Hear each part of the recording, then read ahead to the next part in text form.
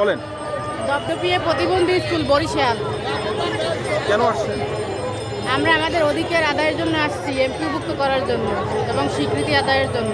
এই এমপিভুক্ত অধিকারের জন্য কত বছর ধরে এই আন্দোলন করতেছেন? কতদিন ধরে করতেছেন?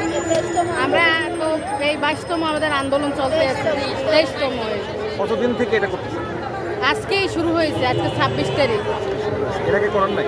এর আগেও করেছি, মানে কবে করেছেন আপনি? গত জুলাইয়ের 21 তারিখ করেছি আমরা। কত গেল জুলাই? জি। তার আগে করা হয়নি না? এর আগেও হয়েছে, জি, রোজায়ও করা হয়েছে। কতদিন ধরে আন্দোলন চলছে আপা? কতদিন?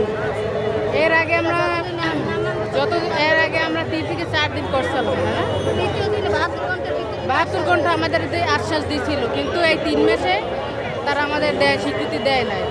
এখন আমরা জুলাই পরবর্তী সময়ে এই আন্দোলনটা আপনারা শুরু করছেন, এর আগে তো করেননি। এর আগেও করা হয়েছে, আপনাদেরকে আমরা রাস্তায় পাইনি। দ্বিতীয়ত হলো এর আগেও করা হয়েছে, যমুনায় করা হয়েছে।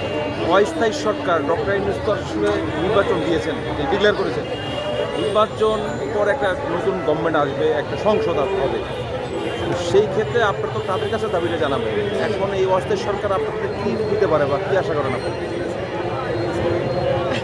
না বলেন।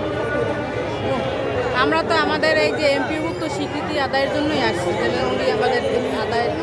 আপনি তো জানেন এই সরকার অস্থায়ী সরকার, ক্ষণিকের সরকার, তারা নির্বাচন দেওয়ার জন্যই সরকার আসছে, সীমিত দিনের জন্য। তাদের কাছে আপনারা কীভাবে আশা করেন? এর আগেও তো মনে করেন যে হাই স্কুলের শিক্ষক আন্দোলন করে গেছে। এভাবে হয়নি, আপনি বলতে পারতেছেন। ওকে, থ্যাংক ইউ।